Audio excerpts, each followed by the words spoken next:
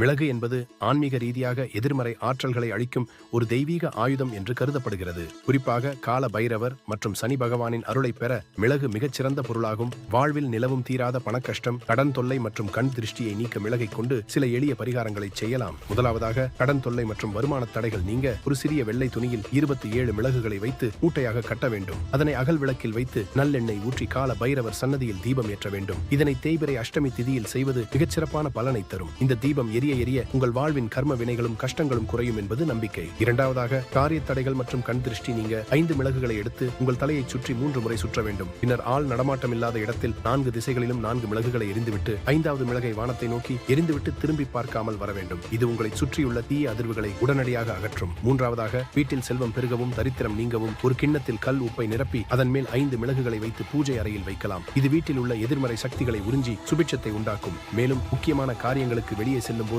வீட்டு வாசலில் சில மிளகுகளை தூவி அதன் மேல் கால் வைத்து மிதித்துவிட்டு சென்றால் அந்த காரியம் தடையின்றி வெற்றியடையும்.